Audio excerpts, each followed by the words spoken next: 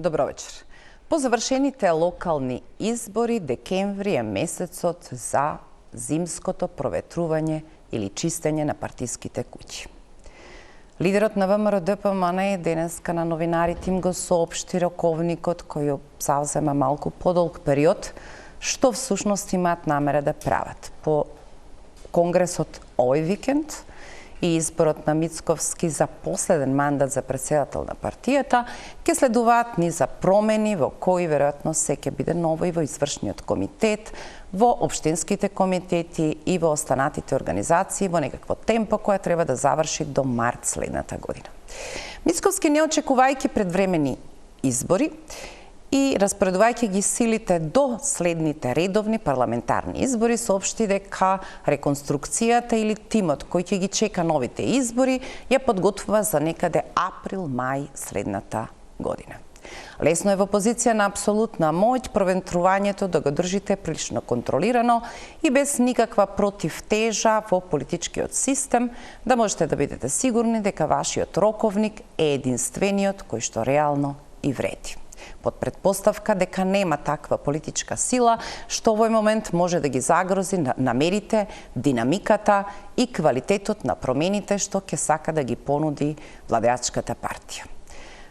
Содружникот во истата власт вреди сега една коалиција.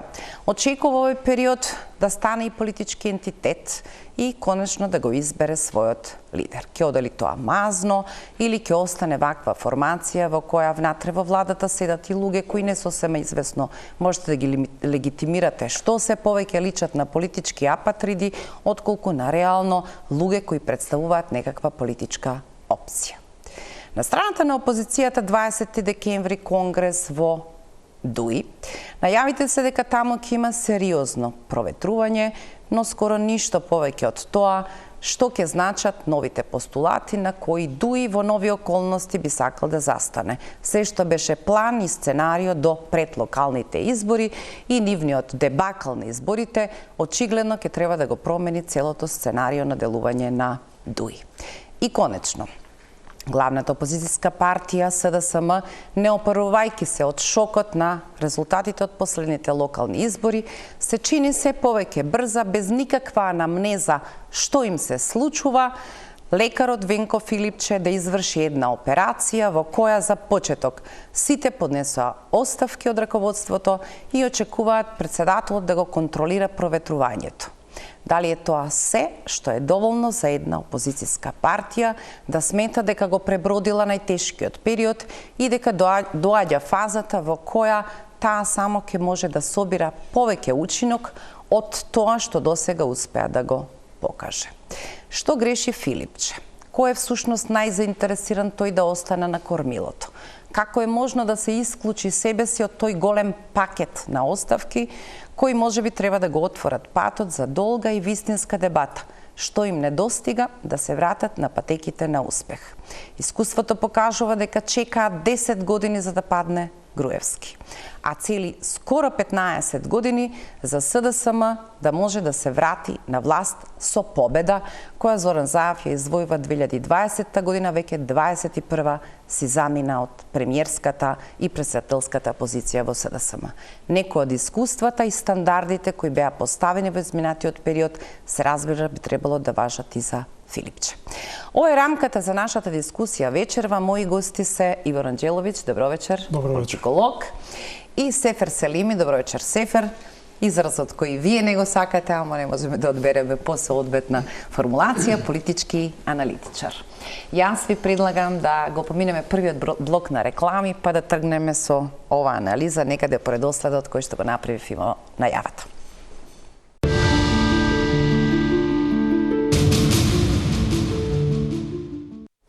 Да.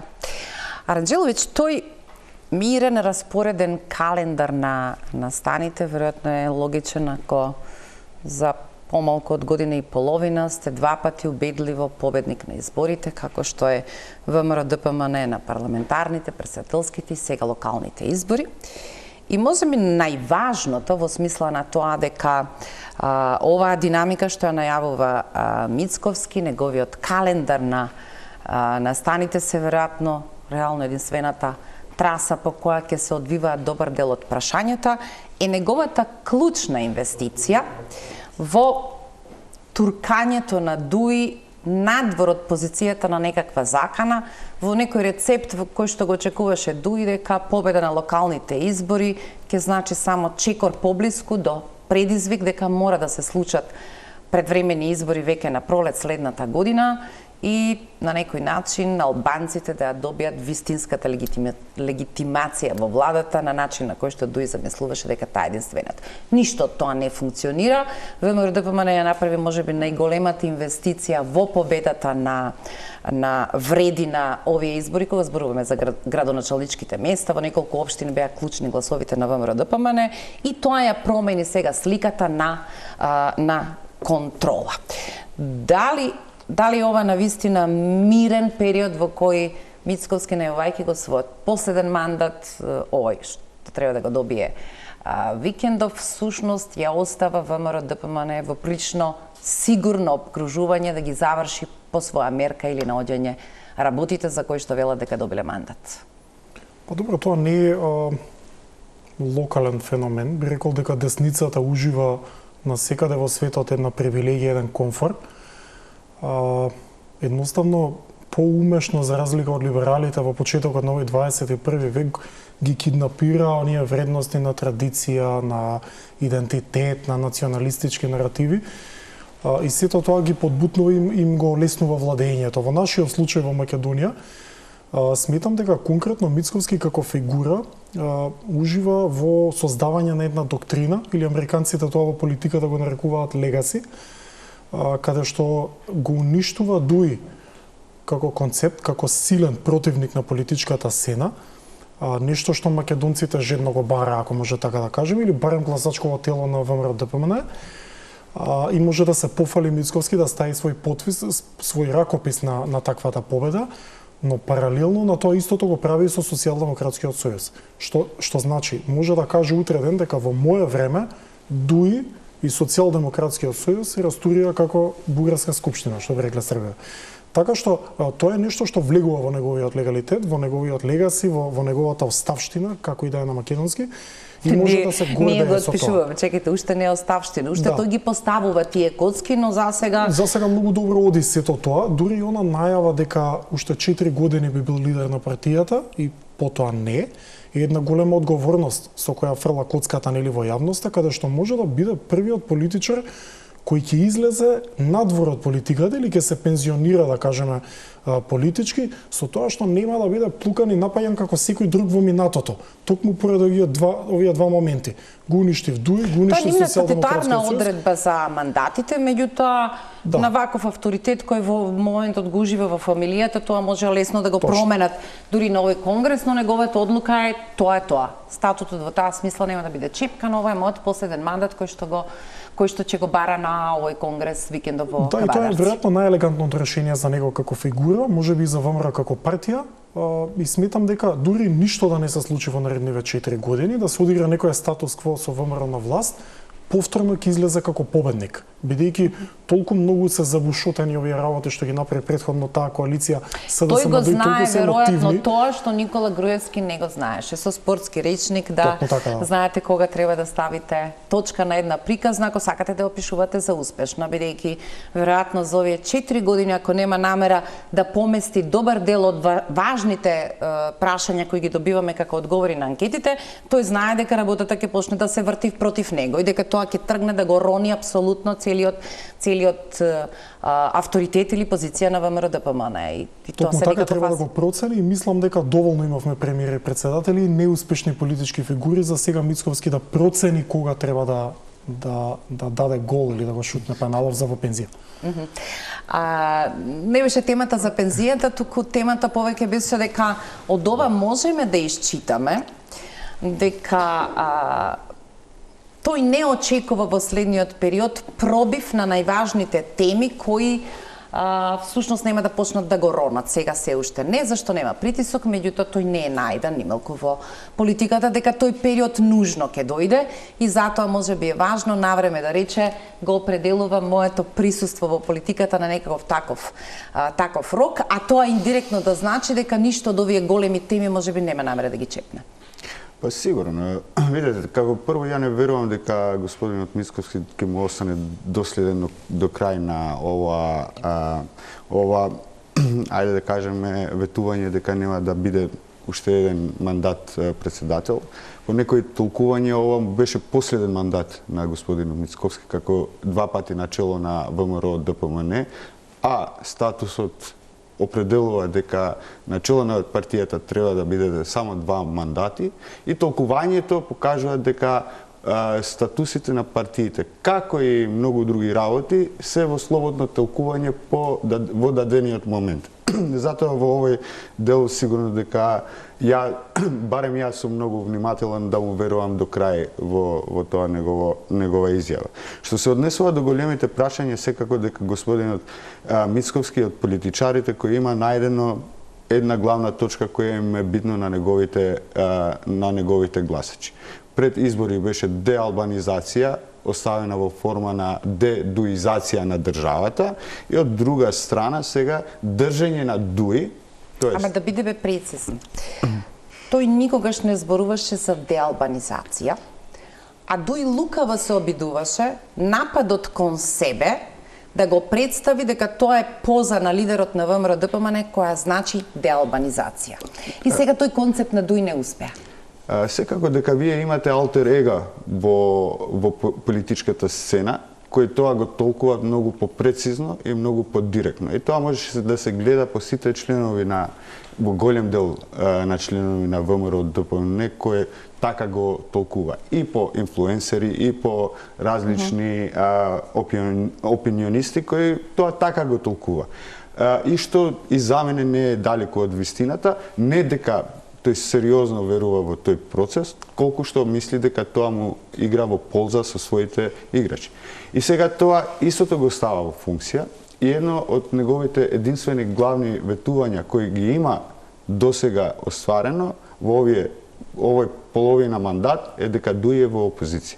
Во се друго речиси потврдил, но уште едно нешто што итро успева да го држи како ветување е невнесувањето на бугарите во уставот кој доаѓа со голема цена.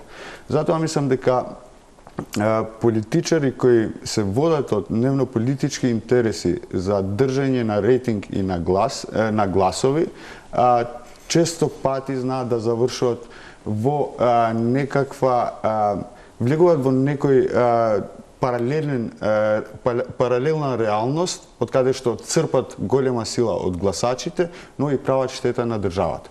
Така играше Груевски речиси 10 години со изнаоѓање на секакви изговори да си го преземе чекорот.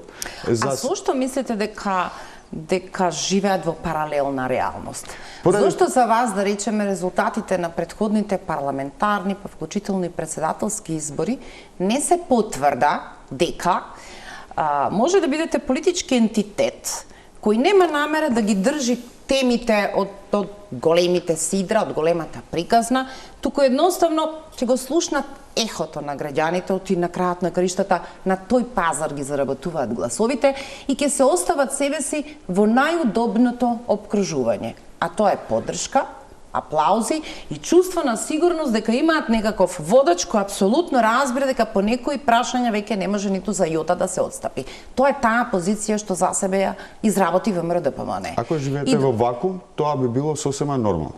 Но зошто мислите во вакуум? Вие имате сега чувство од некаде од надвор дека постојат притисоци, од впечаток е дека Брисел почнува крајно игнорантски да се однесува кон македонската приказна. Одговорот е: имате таму напишано што треба да правите, ако немате намера тоа да го правите, ваш избор е, имаме полени, имаме фаворити. Тоа можеби поголем притисок од на некој вид е многу поголем притисок отколку да ви бара цело време да ги направите уставните измени. Видете кога ќе ве заборави едно друштво каде што вие сакате да припаѓате и вие цело време, значи, сакате внатре, без приказната за Европска Унија не може да обстои ниту еден политичар.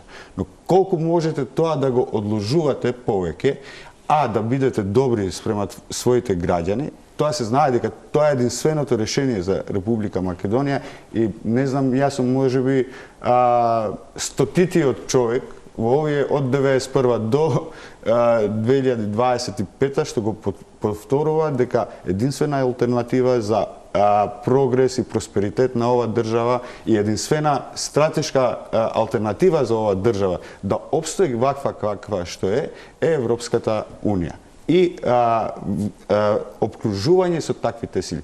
Ние ако сакаме да одиме во друштво со Србија, со, не знам, со Унгарија и преку Унгарија да идеме до Москва, па да фатиме пат на кај Пекинг и да станеме дел од тој геополитички блок, окей, нека го каже ова влада, па ќе видиме како ќе се расплетуваат политичките игри, не само во политичка смисла внатре во државата, туку и во меѓународна смисла на. Добро, сега има тука, како се века, црни петна во приказната. Некои од овие кои ги споменувате се дел од европското семејство.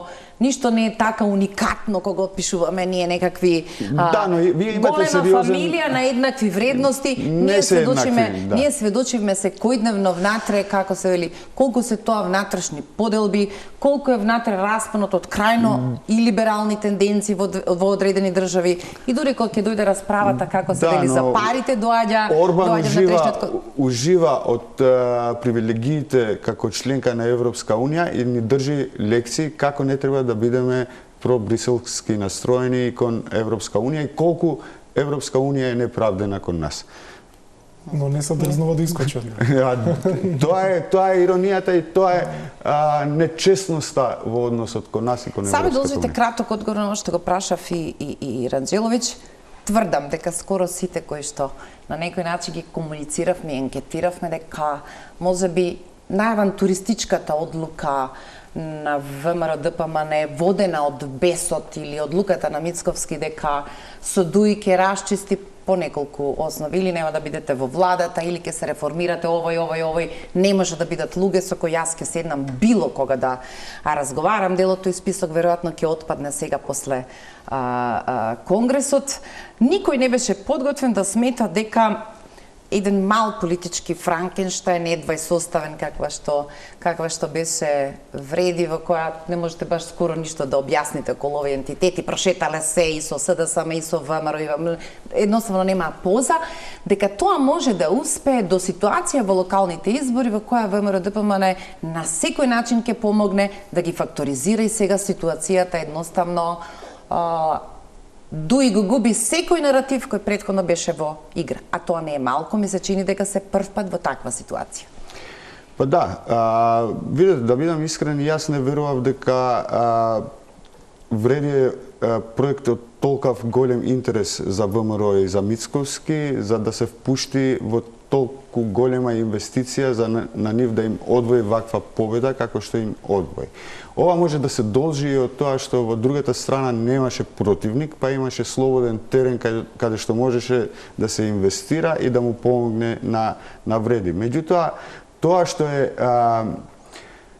што доаѓа со наследство од ваквата инвестиција која господинот Мицковски го направи, а вреди е таква каква што е, нему ќе му треба доста енергија да потроши да ги држи вакви какви што се.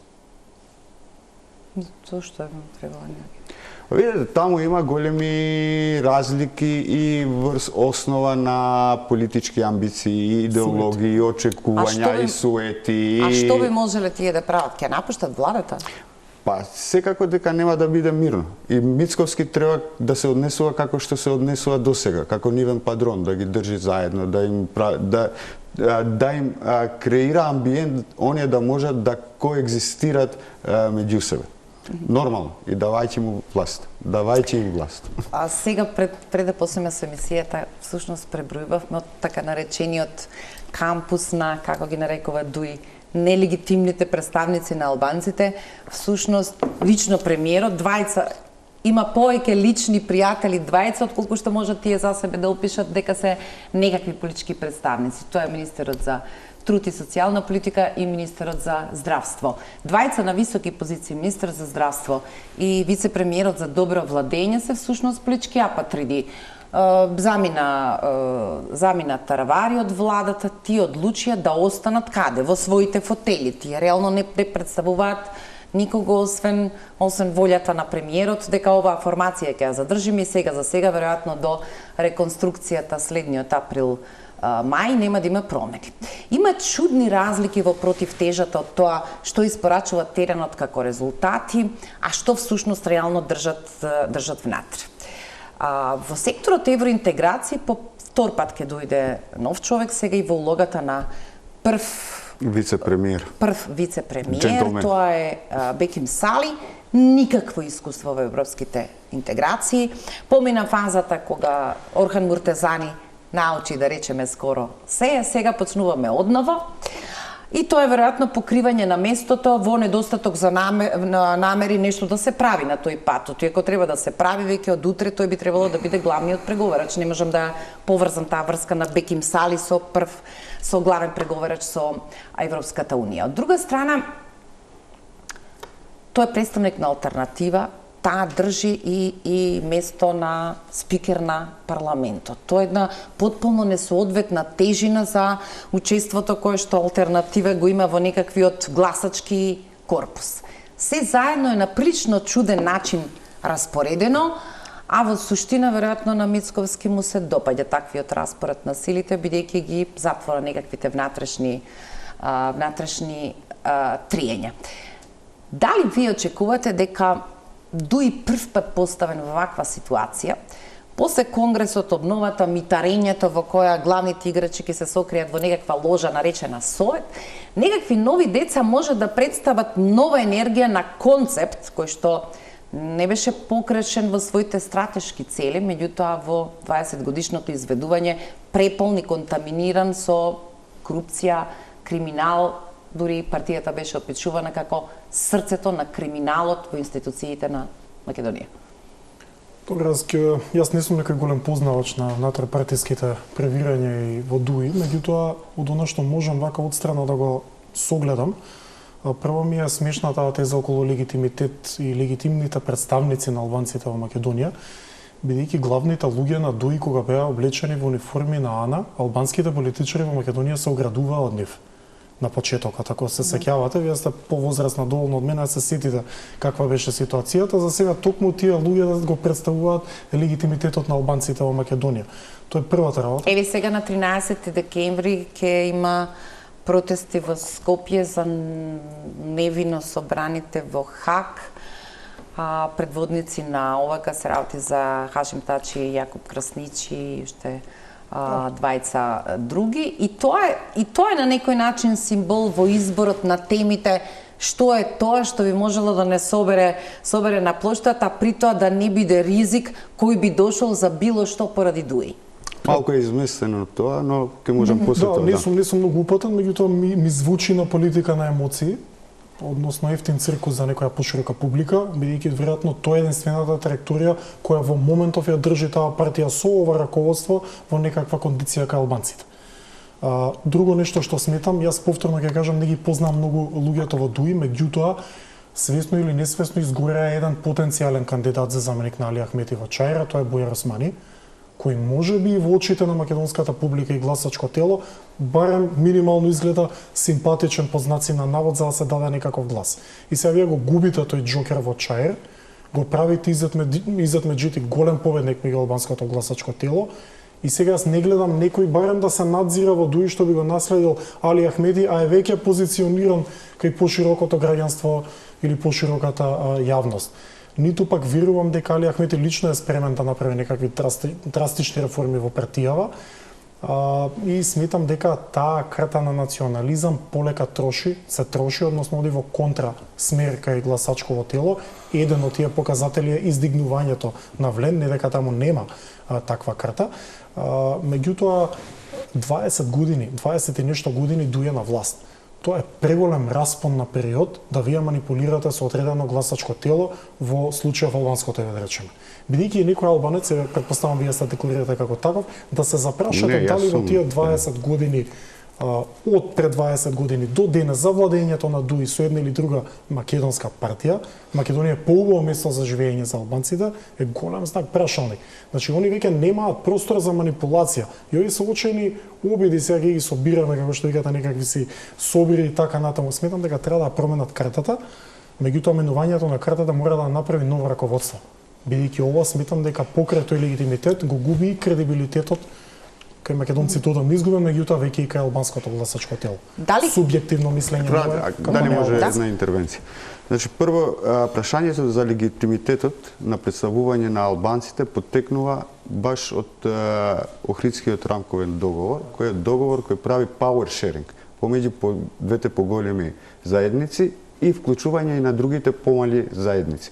Значи, Охридскиот рамковен договор донесе решение кој не е базирано на територијално распределување на силата, туку поделба на власта, зачувување на унитарноста на Македонија и поделба на владење.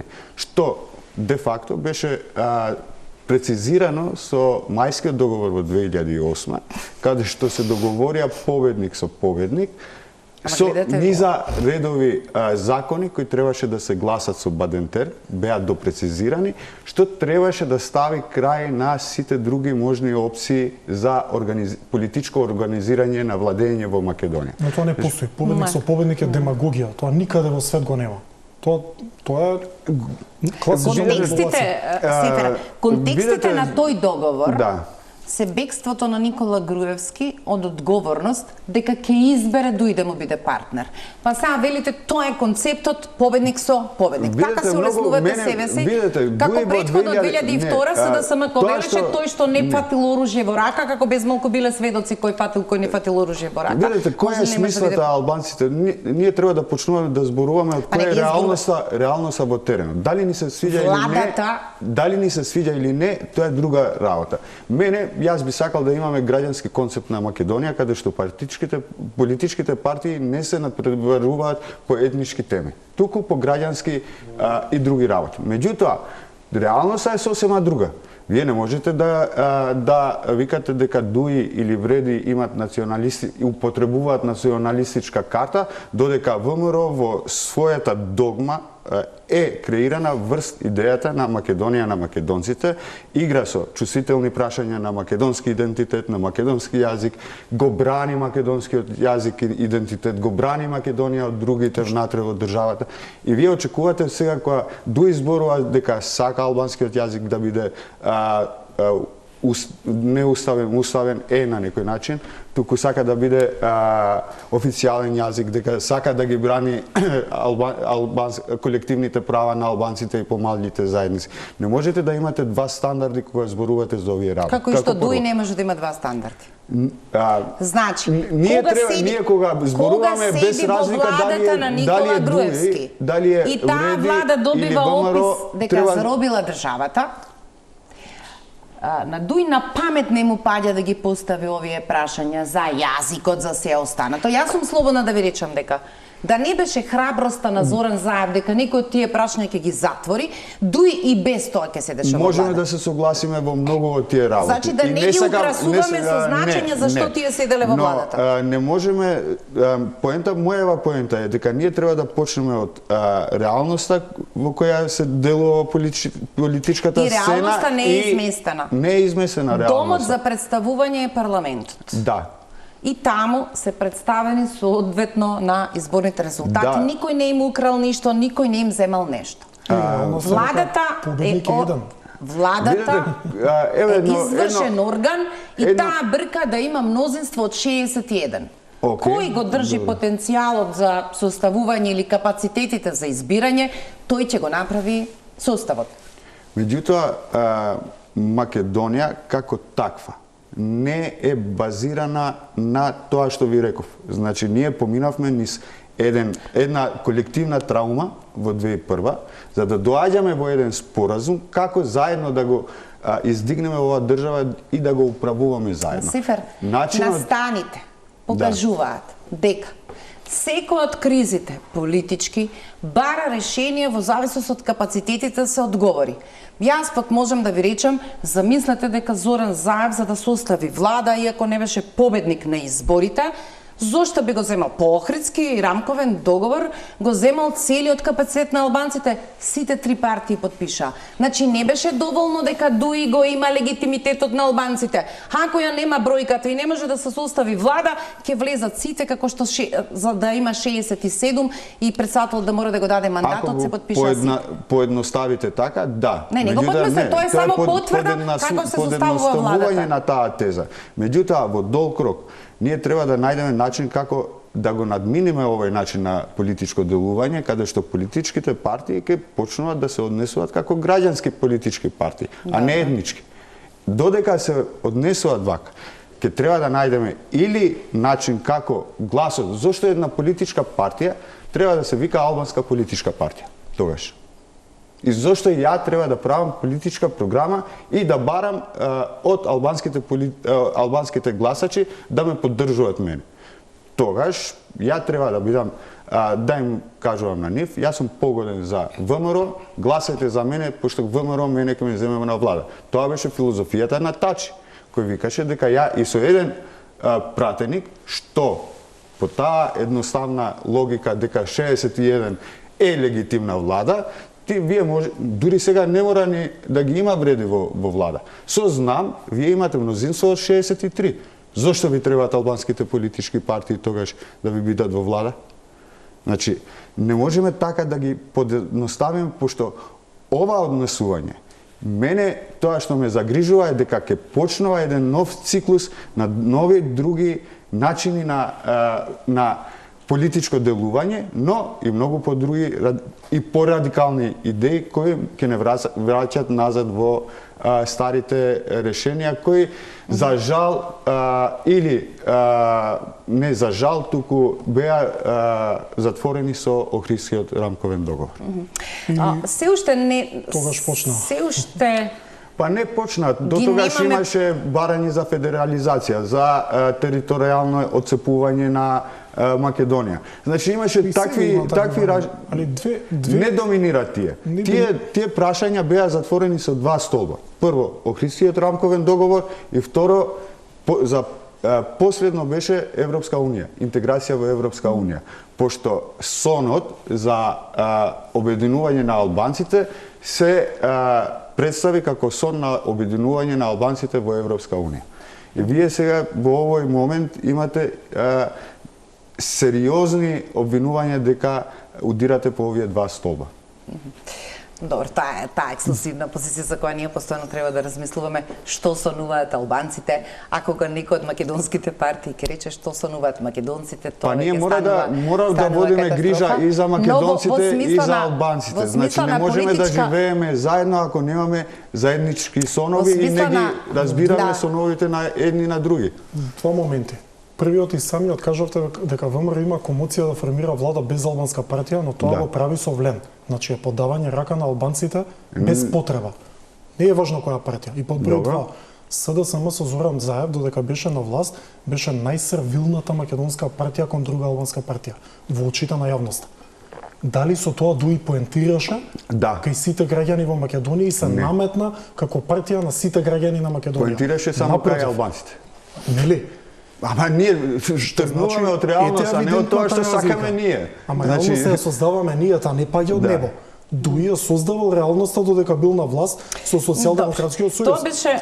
Тоа беше толку... не беше ни... Тоа беше толку прекуберно трошење на СДСМ, каде што Дуја загуби мерката дека на крајот всушност ја троши својата употребна вредност. Затоа ја плати казна. И малку задоцнато сега живее таа казна, инаку во некаква фактографија, не баш сосема известно, тие на чудесен начин ја превземале владата, како видите таблото на владата, вие сосема јасно по искуство дека... Премногу албанци има во влада, тоа беше сликата. Да, па тоа се продаваше по... Сосема јасно по искуствата на ликовите од тоа табло дека овие секако ќе доминираат, особено во владата на Ковачевски, тоа и не беше некако тешко таа доминација да се оствари.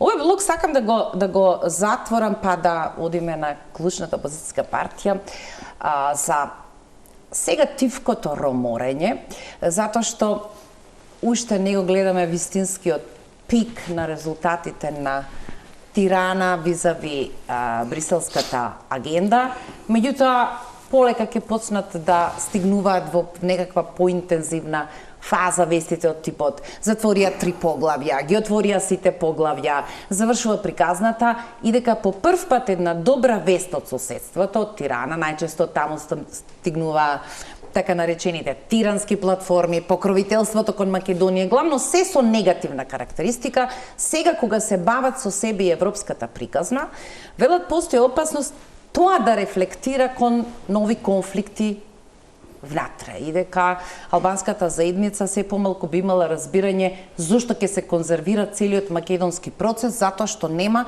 отворена врата или решение во смисла на некакви гаранции Македонија да го отпочне својот пат. Претерани ли се за старт такви ситуации, оти најчесто сме се плашале дека негативните настани во соседството може да се прелеат, а сега некако поставуваме сцена во која добриот резултат и успехот на соседот може да рефлектира на непријатен начин поради македонското стоење. Добро, малку покомплексна е ситуацијата од тоа како што звучи, затоа што оваа влада го ужива легитимитетот на мнозинството во Македонија граѓани, ќе кажам, без разлика од кој етникум, кои со подржувањето на ВМРО-ДПМН кажува дека има преку глава од тоа што се случува со евроинтегративниот процес. И тука некаде го црпи изворот на легитимитетот оваа влада, да се мафта и бафта со гаранции, да ужива едно статус-кво, да не запнува кон тие евроинтеграции, значи имаат сериозен будар од кој го црпат легитимитетот. За разлика од Социјалдемократскиот сојуз, кој е еден... Ако тргне бугарската приказна повторно во несакан правец, сега го повлекува буџетот, луѓето се на улици, да, но овој пат се бараат предвремени избори, ако тоа пак биде циклус како стариот, вие всушност имате едно супер оправдување сега. Ние би сакале, ама немаме со кого во Софија да ги завршиме разговорите за кои мислевме дека нешто можеме да се договориме околу блокадите. Не само тоа, туку еве го сменивме името, што беше најголемото ветување, значи они се уживаат таа комоција додека Социјалдемократскиот сојуз мора да играат со жешкиот костан, нели? И го направија тоа што направија, ја платија политичката цена, јас би рекол беа изиграни од меѓународната заедница, што станува се поевидентно како што оди времето, но мислам дека на оваа карта ќе игра владата и има право да игра, се додека народот не го смени мислењето. Во овој момент народот со таа теза, јас сметам дека мнозинството од народот во моментов прашање е дали сака бугарите да влезат во устав, без разлика дали е тоа услов за Европска унија. Бидејќи ова веќе стана прашање во сферата на политика на емоции, а не во стратешкиот интерес на државава. Значи, на народот му е дојдено преку глава и сметам дека прашањето утре да излезат на референдум ВМРО-ДПМН со прашање дали сакате перцепција. Како извинете? Кој го креираше таа перцепција? Види, не е толку важно која... Не сакам бугарската влада да го... Јас би рекол... Но во Македонија кој го проблематизираше во толков голем проект? Повиновен е кој дозволи креација на таква нешто, а тоа е меѓународната заедница. Не смееше да дозволи ваков простор во кој ќе се случи ова. Овде доаѓа од Могерини до Ангела Меркел, Тереза Меј, ако се сеќавате, ветуваа само уште ова и готово, за сето тоа да падне од едно бугарско вето, замислете. Пазете кои луѓе доаѓаат тука ветуваат и сето тоа му давате простор на ВМРО ова што викате вие да го креира тоа што го креира Раджиловиќ, вие сте уверени дека претходната екипа падна поради бугарското прашање? Не, падна поради многу причини. Јас би ги издвоил прво затоа што го промени името, без да поентира, без да профитира од промената на името. Ако е НАТО профитот, делумно окей. 2 пати победи после тоа. Но сега ние на претседателски избори, па на парламентарни избори. Во ред, меѓутоа ние тројцава сега не го делиме мислењето, можеме на мнозинството. Се обидувам да ве движам кон вистинската тема, која нас ни е како непријатно некако да ја соопштиме. Прост е одговорот. Падна поради корупција која почна да ги добива ендемските карактери како таа на Никола Груевски. На начин на кој што владата на Никола Груевски не падна на изборите 2016-та, па 2017-та на локалните се случи големото кресчендо и дека всушност во право е Сефер. Вие може да имате талент да ја навреме фатите линијата, да ја создавате перцепцијата за што се случуваат нештата во заднина. Двете влади со големи мандати, едната 10, другата 7, падна персе поради корупција. Не се согласам, само дозволете ми да кажам зошто. Бидејќи се осетив повлечен за јазик, трите големи прашања според мене, поради кои падна минатата влада, прво е промената на името, второ е што добија власт на тацна во име на шарена револуција, не ги затворија Никола Груевски и Сашо Мелков. Едниот го пуштија, другиот го пуштија. Едниот надвор од државата, другиот од затвор и третата сервилноста кон албанскиот фактор во случајот Дуј. Нека цени јавноста дали сум во право или не. Корупција. Прашајте некој граѓанин сега на улица кога ги излеземе, по што го памти Зоран Заев и владењето на Социјалдемократскиот сојуз, од 5 луѓе 6 ќе ги одговорат овие 3 точки. Дали некој ќе спомне корупција, се сомневам. Можеби вистината е таа што ја велите вие, но очите на јавноста се други. Затоа имаме на власт оние кои ги имаме. Јас не кажувам кој ги да на власт, кажувам мнозинството. Се надам се разбравме, не мора да се согласиме, меѓутоа сметам дека доколку ги затворија врхушката на предходното ВМРО, Социјалдемократскиот сојуз, Зоран Заев ќе владееше во наредните 20 години. Како да ги затвориле? Така, со процесуирање на случаите, они со бомбите излезе Заев и дојде на власт. Ама ги процесуира случаите? Како заврши тоа, ве молам, со СЈО и со... Добро, тоа е многу важно. Тоа е најважно. Како заврши тоа? Никому не му е јасно како во една игра или поглед на Дуј на сцената би ослабнал ВМРО ДПМНЕ на изборите за 24-та. Тие би направиле еден рецепт на голема слобода, што е најголемиот упад во судскиот систем, тоа се измените на кривичниот законник. Дуј би правил математика во која ВМРО ДПМНЕ победува во нивната глава. Мала речица ќе биде нужно потребна како бројка, тоа е операцијата на измената на кривичниот законник. Ќе паднат скоро сите предмети, а дека во тоа лежи потенцијалот за игра која може да ја управува Никола Груевски. Лудо, шашаво, меѓутоа во тоа нема цена за Дуј. Неверојатно е зошто СДСМ се согласува на таа операција, бидејќи на крајот цената ја плати СДСМ. Убедена сум дека главниот клинец во таа голема слика на разочарување и распад за СДСМ се измените на кривичниот законник, во кој е поразено се што застана на улица од шарената револуција и целиот наратив на кој што успеа да ја состават владата. Во таа смисла, сега веројатно ќе биде тешко да се реобнови, да се реосмисли новата позиција на СДСМ, ама после рекламите ќе зборуваме за тој дел. Имате ли уште нешто само за Дуј? Разбирам дека Али Ахмети не оди во пензија. Не. И дека старите намери дека да. ова е ставено на вистинските шини, што него бара веќе големиот бабо во приказната, сега всушност има продолжениот и веројатно да замени тој, тоа би било еден прилично интензивен распад внатре. За жал нему му е сега невозможно, му е невозможено да оди во пензија, баш поради фактот што е ова политичка слика и овој политички песаж, the legacy, тоа што е политичкото наследство на Дуј или на Али Ахмети е Дуј. И какво Дуј ќе остави во наследство за албанскиот политички фактор во Македонија. Видете, ние имаме сега моментално два концепта на политичко организирање.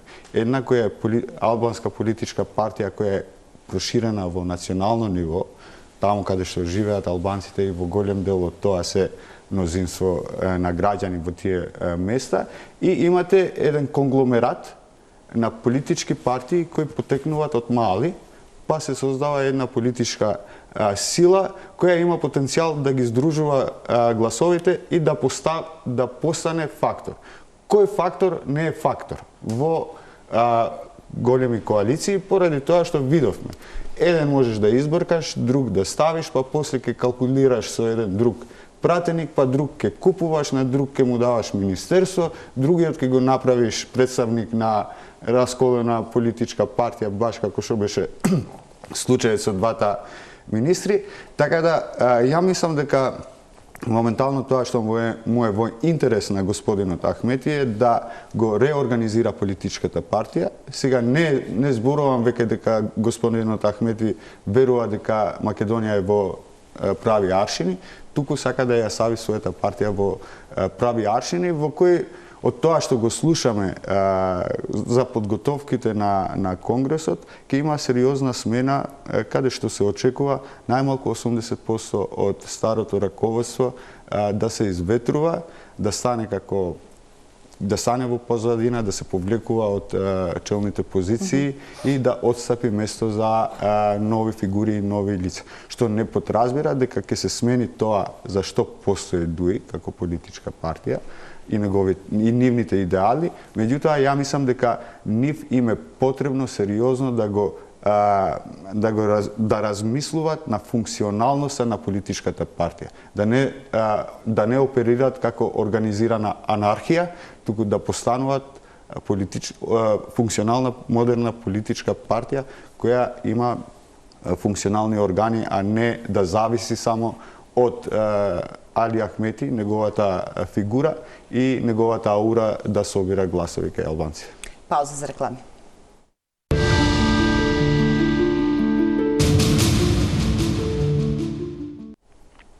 Раджеловиќ, по изборниот резултат и првите шокантни изјави дека се во ред, социјалдемократите таман застанале, се опоравиле, ќе одат напред, очигледно е дека лидерот како одличен лекар смета дека може без посериозна анамнеза што всушност им се случува, па дури да не е поврзано со неговото лидерство, да си даде време здив, тргнува во една кадровска обнова, целото раководство поднесе оставки, како без малку тоа да е најважната работа. И овие што си подпиша оставки се релативно нови, значи прашањето не е дајте нови деца, туку што се случува со концептот, идејата во нови околности во кое некако тие ќе мора да бидат собирен центар на левата страна, ако го има тој потенцијал, ако има таа идеја без nimалку себичност за некаква соработка на се што живее на левиот спектар. Дали ви е разочарувачки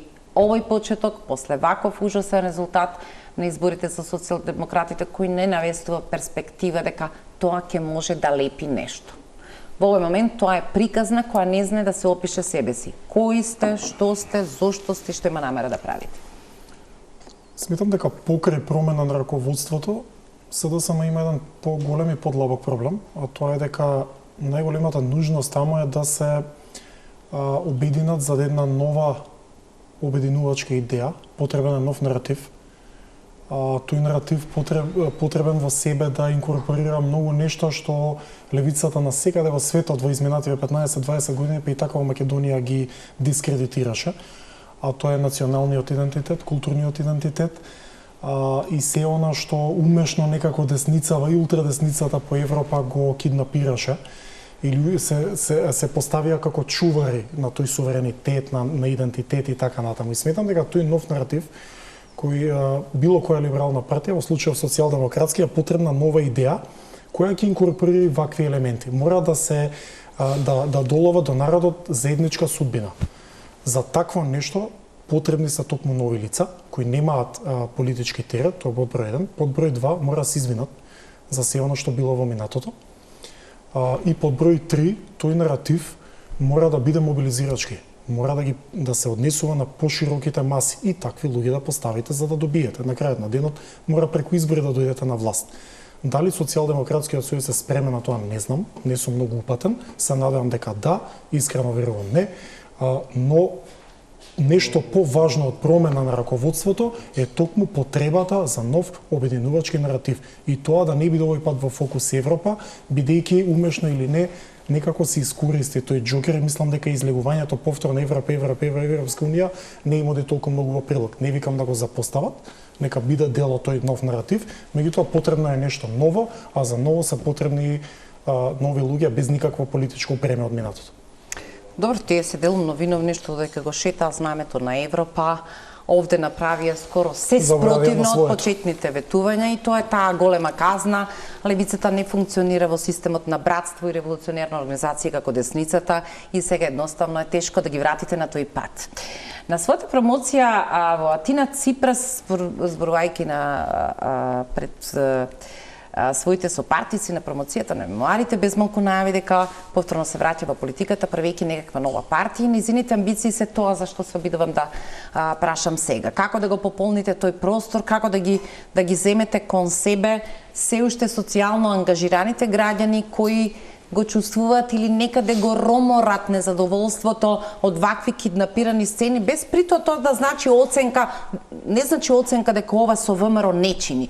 Туку едноставно е нездраво да нема сериозна општествена полемика во која во овој момент СДСМ по многу основи очигледно е инфериорен. Што е разочарувачки за вас во почеток после лошиот резултат на изборите? Јас се согласувам дека глобално на левичарските политички сили некако пораката не им поминува веќе кај луѓето и тоа се должи на повеќе фактори.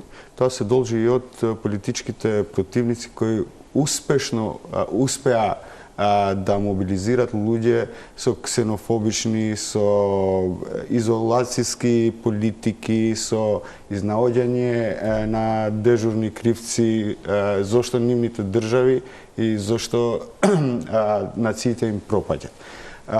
Меѓутоа, ја ценам дека не и ова е во глобално ниво, што би значило и за СДСМ исто така. Ајде на локално, бидејќи немаме многу време. Треба да се најде начин како да се најдат сепак во овие вредности, како тие вредности да ги пренесат кон нивните гласачи. Пошто ние имаме искуство во 2011 кога СДСМ под водство на Бранко Црвенковски стана по-радикална и по-националистичка од ВМРО ДПМН и сите му се исмеа во лице. Вие не можете да го победите ВМРО во националистичкиот или во не националистичкиот, да не го нарекувам, туку на националниот наратив. Пошто нивното идеолошко тло е тоа. И тие тука се креват и тука паѓат во истиот тој наратив. Затоа прво за СДСМ треба да се ослободи од Зоран Заев.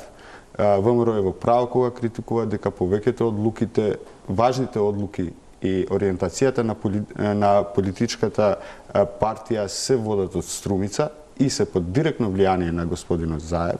Ја не мислам дека треба се да биде ново, треба да има континуитет од тоа што било СДСМ, туку да се најде начин како да се мобилизира партијата внатрешно и да се врати меѓусебната доверба, пошто таму имаме голем раскол и таму имаме уште поголема борба отколку во Влен помеѓу централни фигури. Сега зависи како ја разбираме таа кампања на ВМРО ДПМН. Мене многу повеќе ми личи дека нема позаинтересиран политички ентитет од ВМРО ДПМН и Венко Филипче да остане на позицијата.